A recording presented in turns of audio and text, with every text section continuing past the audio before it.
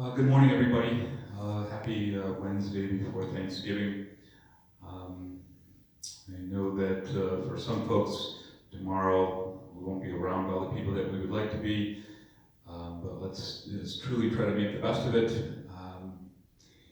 And what we did, I can tell you that we got some good news late yesterday in an email from um, our pharmacy partner relative to the vaccine. Just an email basically just says, yes, we're your pharmacy partner, and you, meaning us, should be preparing to distribute a vaccine within the next several weeks, and then there was steps. So that's obviously great news. As I said, we've ordered close to 1,000 doses of the vaccine when it's available. I don't know which of the ones that you're seeing out there in the media we're going to eventually be able to get. And I can't guarantee the number of doses, but we did order doses for all of our residents and staff members to receive. So good news is that it seems to be moving forward, and hopefully several weeks means less than 4, so certainly that would be nice. Just a reminder that there is no sit-down Thanksgiving dinner tomorrow at either site, here or at Gate Circle, and we certainly will be delivering, as you know. So a few things, just updates. Sent in a memo late yesterday, just updating people on the number of cases. So as I stand here today, there are 4 confirmed COVID positive cases in skilled nursing, in the nursing home.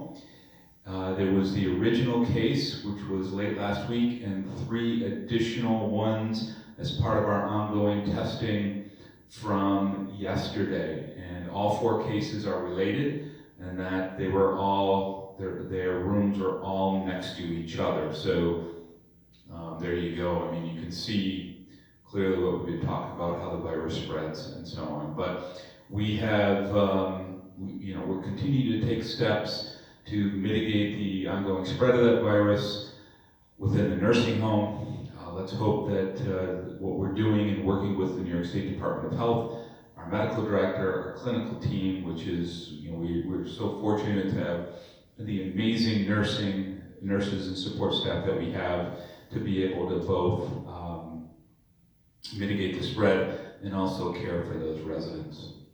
We currently still have 3 independent residents that have tested positive, 2 here in Williamsville and 1 at Gates Circle. And the original resident tested, we did Gates here in Williamsville, we did contact tracing, and then we were able to get the second resident tested positive here through that contact tracing. We've actually done and performed over 150 swift antigen 15-minute tests in the last week.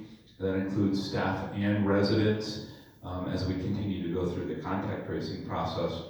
The 1 resident who tested positive at Gate Circle, independent resident, was again found as part of our contact tracing. So we were able to not only find that resident, but after that test every single independent resident at Gate Circle. Again, that's a very small environment, and it was really, really hard for us to really pinpoint exact contact tracing there. So we did a full testing there. All of those residents, which I know they're all aware of at this point, which is fantastic news. All of those residents at the point of their tests came back negative, so that's great. Of course, if you have any questions, please don't hesitate to reach out to me, rwallace@echa.org. Again, I'll reiterate this part. 4, as of right now, 4 skilled nursing residents have tested positive. 3 independent living residents have tested positive. 2 in Williamsville, 1 at Gate Circle.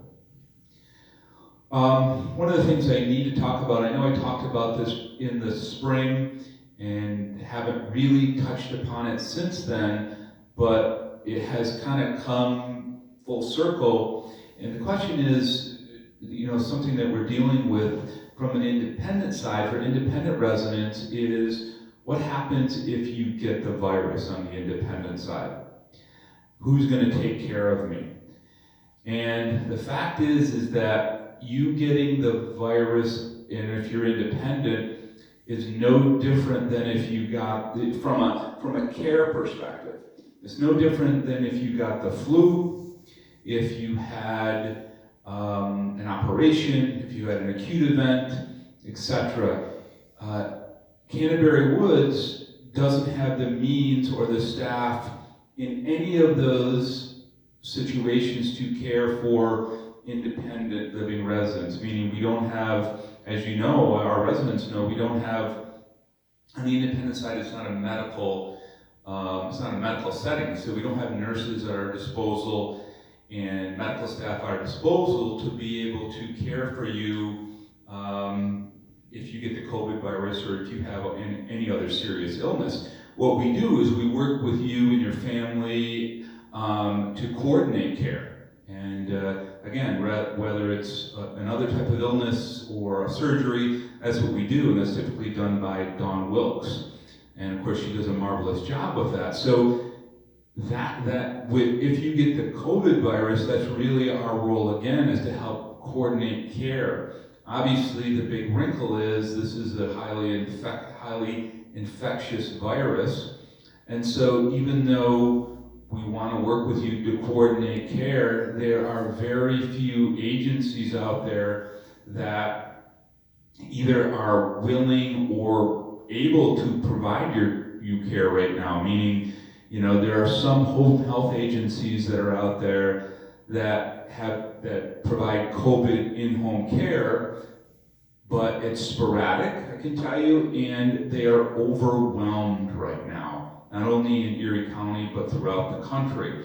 So just getting those services is near impossible.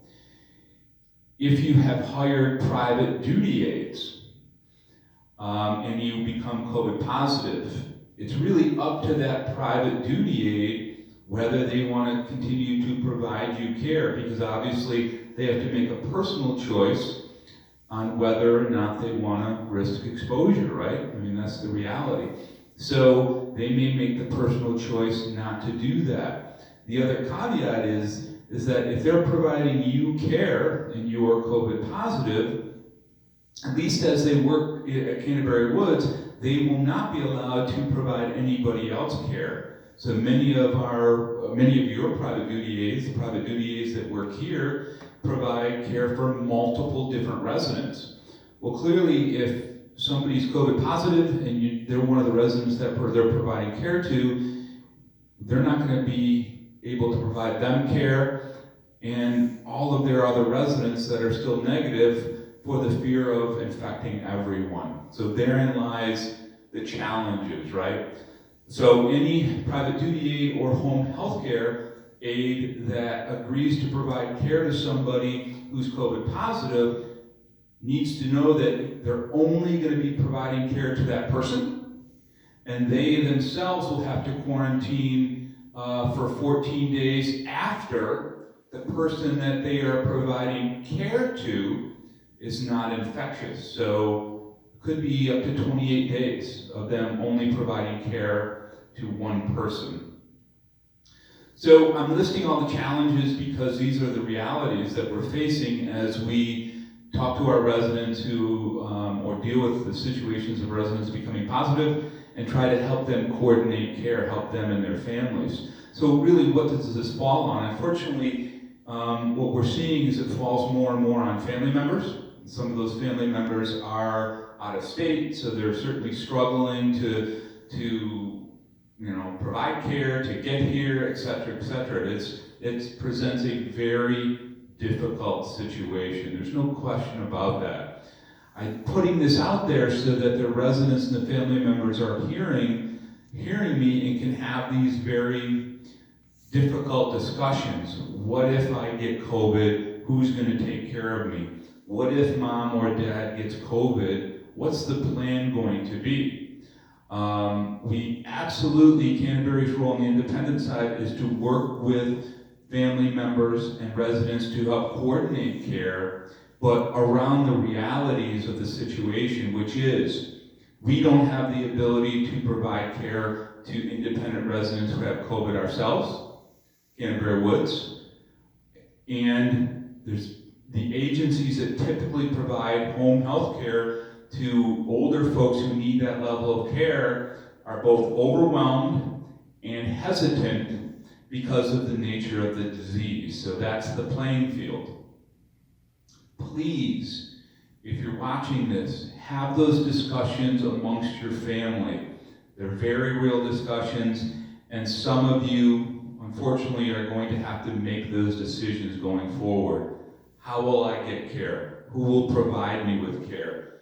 Please reach out to us with questions, and we will help you fill in the gaps to any questions that you might have. I will go over this again. I'll talk about it just about every time now. I will be back here on Friday. We are doing town halls on Friday now, so I'll be back here the same time. I'm sure this will be a topic of discussion as it will going into next week. Keep in mind, folks, we're at 10, 11, 12% positivity rate in our community. We will have more resident cases. As of right now, we have 11 staff members that are out of work because they have tested for COVID, positive for COVID. That's 11. That number will increase as well. So, not only are we working minute to minute to keep our residents safe, but really minute to minute to keep our staff safe as well, and also keep our residents serviced with the staff members that we have. One other thing, visitation on the independent side for folks coming in, getting antigen tests, and being able to stay in 48-hour increments in apartments and so on is in place through the end of this weekend. That is going to be suspended at least for the first 3 weeks in December. As we move closer towards Christmas, we'll reevaluate, but starting next week, and we haven't been taking any reservations on this. Starting next week, in building visitation, an antigen test associated with that for family members and loved ones that want to come in and stay in the residence apartments overnight for extended period of times. That is suspended and indefinitely. My hope is that things will begin to moderate, but we just don't know that, especially with Thanksgiving coming up. That is suspended up until at least just before Christmas, and then we will reevaluate. Again, if you have any questions on that or anything else, please email me. My email is rwallace@echa.org, and I'll be back here on Friday. Thanks.